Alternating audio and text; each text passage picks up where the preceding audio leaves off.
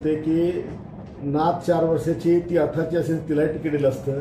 मी माझ्या परिवारातले 3 तिकीटं कापले आणि पब्लिकची डिमांड होती की माझ्या परिवाराने 6 वार्डात लढा, ही जनतेची डिमांड होती.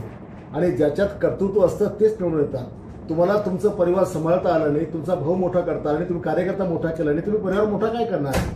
आणि ज्या सत्ता सेवेकरता आहे, सत्ता जनतेकरता आहे. 15 वर्ष तुम्ही सत्ता सोडून मुंबईमधल्या डान्स बारमध्ये तिथल्या महिलांसोबत चाळे करत बसला, तुम्हाला जनतेची सेवा करता आणि अय्याशी तुम्ही तिकडे करत बसला. आणि आता सत्ता सेवेकरता हे शहाणपण शिकवता तुम्ही आम्हाला.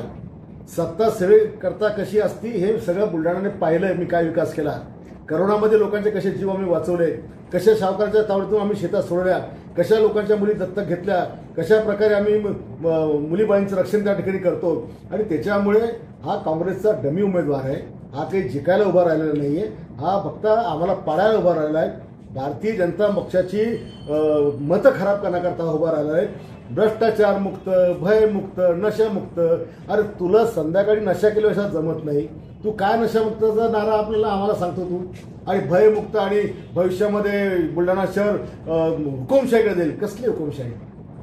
आज 45 वर्षाचं राजकारणामध्ये आम्ही आहोत. एवढी सेवा लोकांची केली. 28 वर्ष नगरसेवक आम्ही राहिलो. आम्ही कुठे आमचा एक तर भ्रष्टाचार दाखव, एक तर आम्हाला कुठे उदाहरण कुठे हुकुमशाही दाखव. आमच्या गायकवाड परिवाराने जनसेवेचं व्रत अंगीकारलेलं आहे. आमच्या गायकवाड परिवाराने लोकांसाठी अंगावर तलवारी झेललेल्या आहेत, रक्त सांडलेले आहेत. त्याच्यामुळे मरेपर्यंत आम्ही सेवा करत राहू. आणि सत्ता आम्हाला समजलीच नाही, आम्ही सत्तेकरता करतच नाही. आमची 100% सेवा आहे. आणि तुम्ही जे 15 वर्ष केलं ते फक्त लोकांना उभारण्याचं काम केलं.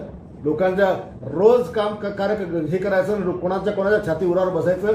15-25 वर्षात हा माझी आमदार अरे घरी जेवलाच नाही, लोकांच्या उरावर बसून यांनी स्वतःचं पोट भरलं. हा काय आम्हाला सत्ता शिकवणार आहे. आमचं लक्ष विकासाकडे.